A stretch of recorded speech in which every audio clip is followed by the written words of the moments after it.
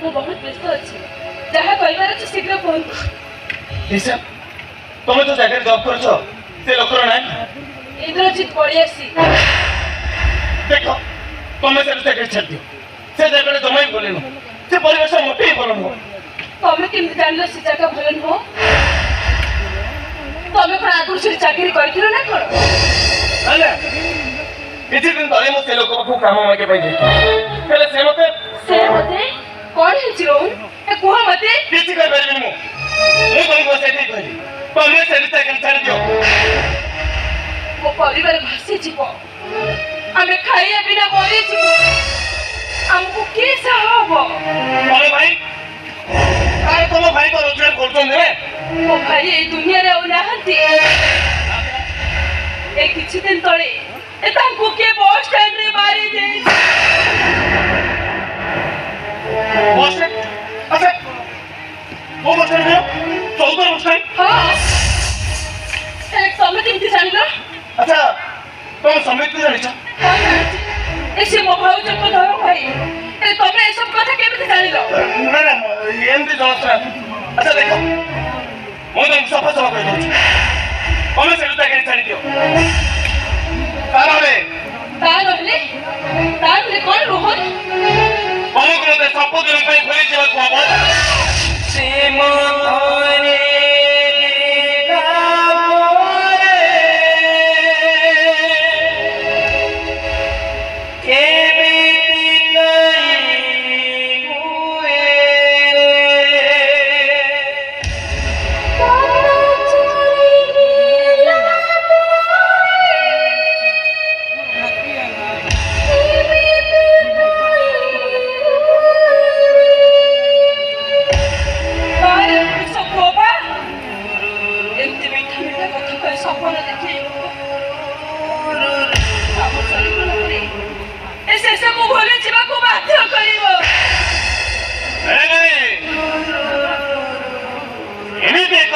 ଯନ୍ତ୍ରଣା ହୁଏছে ନା ନିଜେ ଦେଖି ହୁଏ ଅନ୍ୟ କାହାକୁ ଦେଖି ଖାଇବା କଷ୍ଟକୁ ସହିବାକୁ ଠିକ ସେମିତି ଏକ ଯନ୍ତ୍ରଣାରେ ମୁଁ ଆଜି ଛଟପଟ କରୁଛି। ଆଉ ତମକୁ କହିପାରୁଛି ନା ନିଜକୁ ବୁଝେଇ ପାରୁଛି?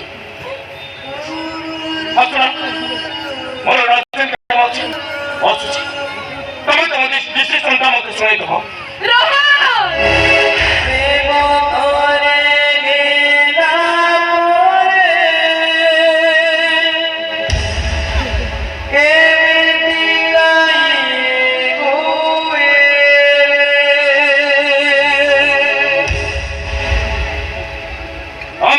ତମେ ବୋଲି ସବି କୁହନ୍ତି ସେ ତ मेरो ମାନେ ନାହିଁ। ତମେ ଯେତେବେଳେ ତମେ କହିଦିଅ ଏତେ ମିଠା ଲାଗେ କାହିଁ ପାଇଁ? ପ୍ରେମ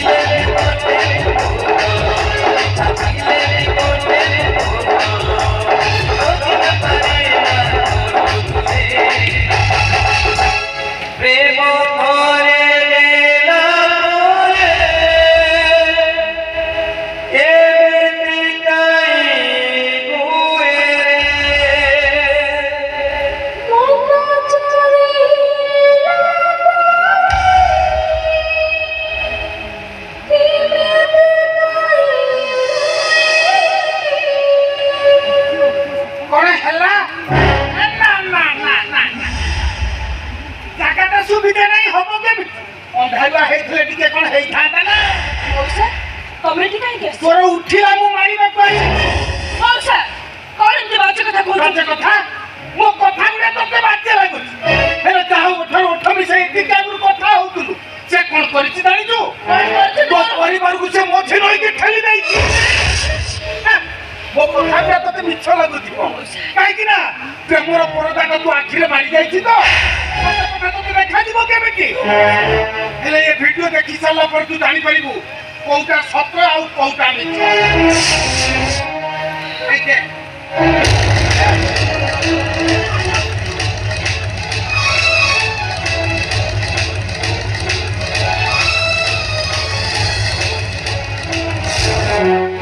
ଏବେ ବୁଝିପାରିଲୁ ତ ମାଙ୍କଡ ପଛକୁ ଲଙ୍କା ଗୁଣ୍ଡ ଫିଙ୍ଗିଲା ପରେ ମାଙ୍କଡ ଯେମିତି ଦୌଡ଼ିକି ପଳାଏ ଇଏ ସେମିତି କାହିଁକି ଦୌଡ଼ି ପଳେଇଗଲା ତା ମାନେ ରୋହନ ଟଙ୍କା ପାଇ ତ ଭାଇକି ମାରି ଦେଇଛି ସେମାନଙ୍କୁ ଜାଣିବିନି ମୁଁ ସେମାନେ ଯେମିତି ମୋ ଭାଇକୁ ମାରି ଦେଇଛନ୍ତି ସେମାନଙ୍କୁ ସେମିତି ମୁଁ ଜାଣିଦେବି ଜାଣିଦେବି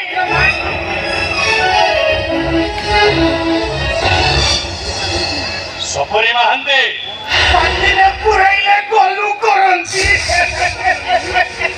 ଆଚ୍ଛା ମୋ କାମ ତ ସରିଗଲା ମାଲ ଦିଅ ମାଲ ଛାଡ଼ ତାପରେ କଥାବାର୍ତ୍ତା ଏଇ ଯୋଉ କଥା ହେଲେ ମନେ ରଖ ଏ କଥାଟା ଯେମିତି ଗୋଟେ କାନରୁ ଦି କାନକୁ ନ ହୁଏ କେହି ଜାଣିବେନି ଶାଲି ଟୋକିଟା ମତେ କହିଲା କଣ ମୋ ମନ ହୃଦୟ ମୁଁ ଆଉ କାହାକୁ ଦେଇ ସାରିଛି ଶାଲିଟା ଅଭାବରେ ପଡିଥିଲା ମୁଁ ତାକୁ ଟଙ୍କା ଦେଲି ମୋ ଟଙ୍କାରେ ଖାଉଛି ପିଉଛି ମୋ ଟଙ୍କାରେ ସଦଉଛି ଅୟସ କରୁଛି ଆଉ ମୁଁ କଣ ତାକୁ ମାରି ହେଇ ଚକିଥାନ୍ତି କହିଲ ସପରି ମାତି ମୋର କୋଉଥିରେ କମ ଅଛି କୋଉ ଶଳା ସେ କହିଲା ତମର କମି ଅଛି ଯେ ତମର ଯୋଉ ପିକଅପ୍ তুমি একাথরে 3-4টাକୁ କଣ୍ଟ୍ରୋଲ କରିବ ସେ ଶାଲି ଟୋକିଟା ମତେ ସଫା ସଫା ମନା କରିଦେଲା ମନା କରିଦେଲା କହିଲେ କଣ ମୋ ମନ ହୃଦୟ ମୁଁ ଆଉ କାହାକୁ ଦେଇ ସାରିଛି ସେଦିନ ମୁଁ ଆସିବା ଟିକା ଲେଟ୍ ହେଇଯାଇଥିଲେ ସାର୍ ତାକୁ ପୁରା ଅଇଁଠା କରିଦେଇଥାନ୍ତି ଶାଳିକୁ ଖାଲି ମୁଁ ବଞ୍ଚେଇ ରଖିଛି ଆଗ ମୁଁ ଖାଇବି ତାପରେ ଯିଏ ଖାଉଛି ଖାଉ ନା କଣ କହୁଛ ମହାନ୍ତି ମୁଁ ସପୁରି ମହାନ୍ତି ପାଟିରେ ପୁରେଇଲେ ଗଲୁ କରନ୍ତି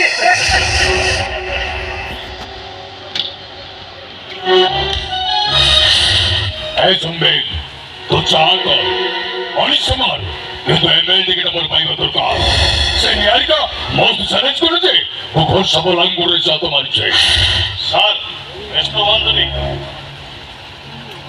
ମୋ ଥାଉ ବିପଦ ଆପଣ ଛାଇ ମାରିପାରିବନି ସେ ଘୋଡ଼ାକୁ ମେଡିକାଲ ନେଇ ଆସିଛୁ ମେଡିକାଲରେ ନିହାରିକା ନାତିରେ ପଡ଼ିଛି ତାକୁ ମାରିଦେ ଆମର ଦିଦିରେ କାମ ହେଇଯିବ ଯେତେ ଚାହେଲେ ଝିଅର ପୁଅ ନାତିଟି ସାର୍ ଶ୍ରାବଣୀ ଆମ ହାତ ମୁଠାକୁ ଆସିବ ଆଉ ଶ୍ରାବଣୀର ଦୁଃଖ ଦେଖିଲା ପରେ ନିହାରିକା ମ୍ୟାଡମ ଆପେ ଆପେ ଭାଙ୍ଗି ପଡିବେ ନା ସେ ଏମଏଲଏ ହବ ନା ହାର୍ଟ ରୋଗରେ ମରିବ ବୁଝିଲେ ସମିତ ତୋ ଭଳିଆ ପିଲା ଯଦି ନେତା ମନ୍ତ୍ରୀ ପାଖେ ଜଣେ ଜଣେ ରହିବେ ଏ ଦେଶରୁ ଝିଅର ଅଭାବ ହେଇଯିବ ଆମର ବିରାଟ ଚାଲିବୁ ସେ ବାହା ହେବେ କେତେବେଳେ ମା କେତେବେଳେ ମୋ ଭଳି ପିଲା ଯଦି ଆପଣ ପାଖରେ ଯଦି ନ ରହିବେ ଆପଣମାନେ ଯୋଉ ଟେନସନ ରହୁଛନ୍ତି ସାର୍ ଶାନ୍ତିରେ କେମିତି ଗଜଦଣ୍ଡ ପଦକରେ ଶୋଇବେ ଏ ଶୁଣ ମୁଁ ଭାବୁଛି ମୋର କମ୍ପାନୀର ସେୟାର ହୋଲ୍ଡର ତତେ ମୁଁ କରିବି ଦିନରେ ଦେଶ ସେବା କରିବି ରାତିରେ ନାରୀ ସେବା ସବେ କେତେ ସବୁ ବୁଝିବି ତୁ ସବୁ ବୁଝିବି ଆପଣ ଘର ଭିତରକୁ ଯାଆନ୍ତୁ ଇଲିଶି ମାଛ ରୋଷେଇ ଆଚ୍ଛା